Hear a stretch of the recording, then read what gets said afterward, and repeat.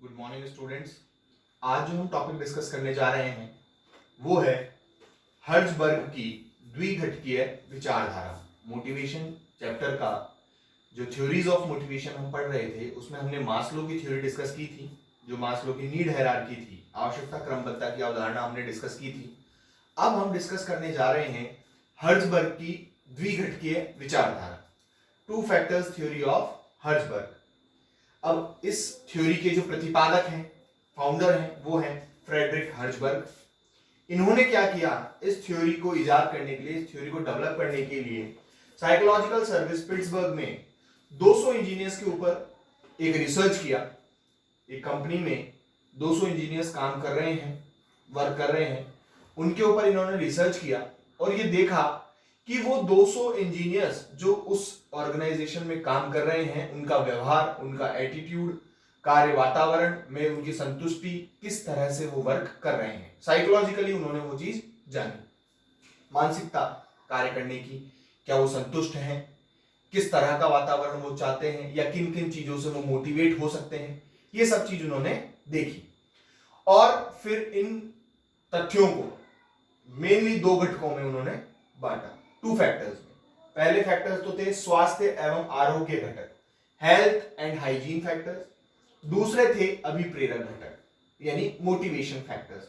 अब जैसा कि हमको सिंपल सी बात समझ में आ रही है कि इन दोनों फैक्टर्स में से ये फैक्टर्स तो वो हैं जो एक कर्मचारी को मोटिवेट करते हैं, और ये फैक्टर्स वो हैं जो कर्मचारी को मोटिवेट तो नहीं करते हैं, बट उसकी कार्य संतुष्टि, यानी जिस एनवायरनमेंट में वो काम कर रहा है उसको उस एनवायरनमेंट के अकॉर्डिंग सेट करते हैं। या हम कहें कि जब एक व्यक्ति कार्य से असंतुष्ट होता है तो उसका सबसे बड़ा रीजन क्या होता है, उस ऑर्गेनाइजेशन का वातावरण। वो वहां के उस एटमॉस्फेयर से, उस स्ट्रक्चर से, बहुत ज्यादा टिपिकल स्ट्रक्चर हो, लेंदी स्ट्रक्चर हो, तो उस स्ट्रक्चर से वो बहुत ज्यादा क्या होता है, परेशान हो जाता है। तो इन फैक्टर्स को तो उन्होंने कहा आरोग्य घटक, हाइजीन फैक्टर्स, मतलब उसके कार्य को संतुष्ट करना। जरूरी नहीं है कि हर कर्मचारी मोटिवेटेड हो, लेकिन संतुष्ट होना बहुत जरूरी है। संतुष्ट का मतलब जिस वातावरण में वो काम कर रहा है, जिस ऑर्गेनाइजेशन में वो काम कर रहा है, अगर वो उस ऑर्गेनाइजेशन के कार्य से, कार्य करने के तरीके से संतुष्ट है, तब तो वो लंबे समय तक एक ऑर्गेनाइजेशन के साथ जुड़कर काम करेगा। और अगर वो उस वातावरण से, उस कार्य वातावरण से संतुष्ट नहीं है, स्ट्रक्चर से संतुष्ट नहीं है, तो फिर वो उस ऑर्गेनाइजेशन में काम नहीं करेगा। मोटिवेशन फैक्टर्स क्या करते हैं, मोटिवेट करते हैं एम्प्लॉय को। ये फैक्टर्स कार्य संतुष्टि देते हैं, सेटिस्फैक्शन, सेल्फ सेटिस्फैक्शन, कर्मचारी का स्वयं की संतुष्टि। अभी इन फैक्टर्स में कुछ पॉइंट्स हैं, देखेंगे हम। सबसे पहले हम डिस्कस कर रहे हैं हेल्थ एंड हाइजीन फैक्टर्स, यानी स्वास्थ्य एवं आरोग्य घटक। ये है संस्था की नीतियां, कंपनी पॉलिसीज, संस्था का प्रशासन, एडमिनिस्ट्रेशन, कार्य दशाएं, वर्किंग कंडीशंस, पर्यवेक्षण, सुपरविजन, पारस्परिक संबंध, इंटरपर्सनल रिलेशंस, वेतन या मजदूरी, सैलरी और वेजेस, अनुषंगी लाभ, फ्रिंज बेनिफिट्स। ये सब हैं एक कर्मचारी को संतुष्ट करने के तरीके, यानी कार्य संतुष्टि। संस्था की नीतियां ऐसी हों, लिबरल हों, जिससे हर कर्मचारी उन नीतियों का पालन करने में सक्षम हो सके। ऐसी नीतियां नहीं होनी चाहिए जिससे कर्मचारी कॉम्प्लेक्स महसूस करे, कंफ्यूज्ड महसूस करे, अपने आप को बहुत ज्यादा बंधा हुआ महसूस करे। तो नीतियां इस तरह की होनी चाहिए। संस्था का प्रशासन, एडमिनिस्ट्रेशन जो होना चाहिए वो बहुत ज्यादा टिपिकल स्ट्रक्चर नहीं होना चाहिए एडमिनिस्ट्रेशन का, कि अगर हमें किसी भी टॉपिक को लेके या किसी भी पॉलिसी को लेके हमारे सुपीरियर से बात करनी है तो इतनी लंबी स्ट्रक्चर बना रखी है कि हमारी बात पहुंचने में बहुत टाइम लग जाए। कार्य दशाएं इजी होनी चाहिए, वर्किंग एनवायरनमेंट जो होना चाहिए वो लिबरल होना चाहिए, कर्मचारी के अकॉर्डिंग होना चाहिए। सुपरविजन जो है, यानी कि जो मजदूर, जो एम्प्लॉयज हमारे यहाँ काम कर रहे हैं, उनका सुपरविजन जो है वो भी क्या होना चाहिए, प्रॉपर सुपरविजन होना चाहिए, जिससे क्या हो, अगर वो कर्मचारी किसी भी कार्य को करने में असफल भी हो रहे हों तो उनके जो सुपरवाइजर्स हैं उनको वो उस काम को क्या करवा सके, सही करवा के और उनको मोटिवेट कर सके। पारस्परिक संबंध, कर्मचारियों में आपसी संबंध भी क्या होने चाहिए, अच्छे होने चाहिए। उनके रिलेशंस जो होने चाहिए वो एक दूसरे के सहयोगी होने चाहिए, एकदम कोऑपरेटिव तरीके से काम करने वाले होने चाहिए। वेतन या मजदूरी कार्य के अकॉर्डिंग, जो आदमी जिस तरह से कार्य कर रहा है, जितनी फिजिकल और मेंटल एबिलिटी के साथ कार्य कर रहा है, उसको उतना ही वेतन और उसकी मजदूरी मिलनी चाहिए।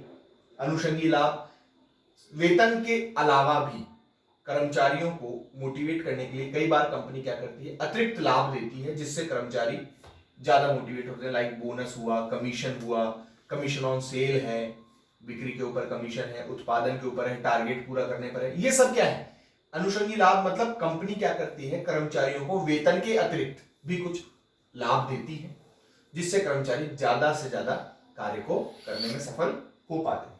तो ये तो थे आरोग्य घटक। ये कर्मचारी को मोटिवेट नहीं करते हैं, ये कर्मचारी को संतुष्ट करते हैं। कर्मचारी का संतुष्ट होना पहले बहुत जरूरी है।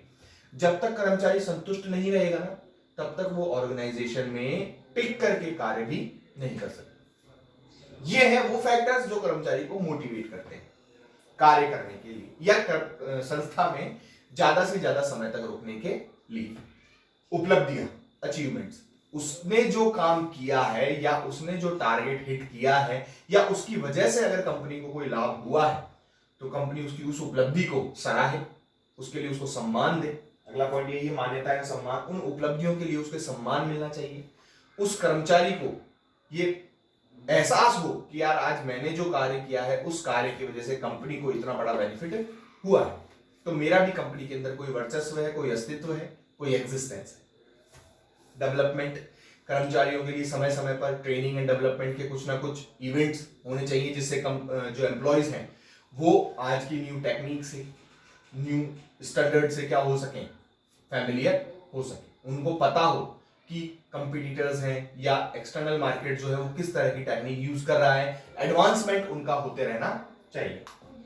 उत्तरदायित्व, रेस्पॉन्सिबिलिटीज, जिन कर्मचारियों को या जिन अधिकारियों को जो दायित्व सौंपे जाते हैं, आपको जब मैंने प्रिंसिपल्स पढ़ाए थे तो उसके अंदर एक प्रिंसिपल था राइट्स एंड रिस्पॉन्सिबिलिटीज का, यानी अधिकार है उत्तरदायित्व का। तो उसमें यही बताया गया था कि कर्मचारियों को जो उत्तरदायित्व सौंपे जाते हैं, जो अधिकारियों को उत्तरदायित्व सौंपे जाते हैं, उन उत्तरदायित्वों को वो पूरा करें, और जितना अच्छी तरीके से या पूर्ण क्षमता के साथ वो उन उत्तरदायित्वों को पूरा करेंगे, तो कंपनी उतना ही ज्यादा उनको प्रमोशन देगी, उतना ही ज्यादा उनको लंबे समय तक कंपनी के अंदर उनको जगह मिलेगी।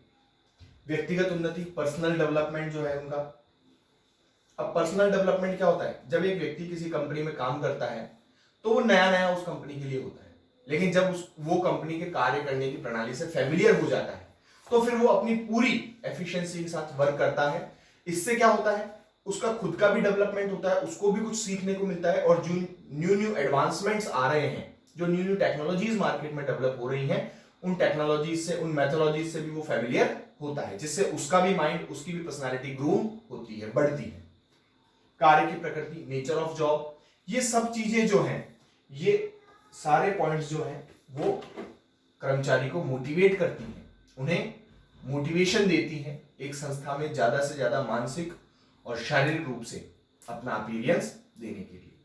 तो ये थी साहब आपकी हर्ट्जबर्ग की द्विघटकीय विचारधारा। इस विचारधारा में हर्ट्जबर्ग ने यही बताया कि एक कर्मचारी को मोटिवेट करने से पहले उसका संतुष्ट होना बहुत जरूरी है, क्योंकि अगर वो किसी ऑर्गेनाइजेशन में काम कर रहा है और अगर वो ऑर्गेनाइजेशन के स्ट्रक्चर से संतुष्ट नहीं है, तो उसको मोटिवेट करने से कोई फायदा नहीं। तो सबसे पहले मोटिवेशन देने से पहले उसके संतुष्टि के कारण कर्मचारी संतुष्ट होना चाहिए।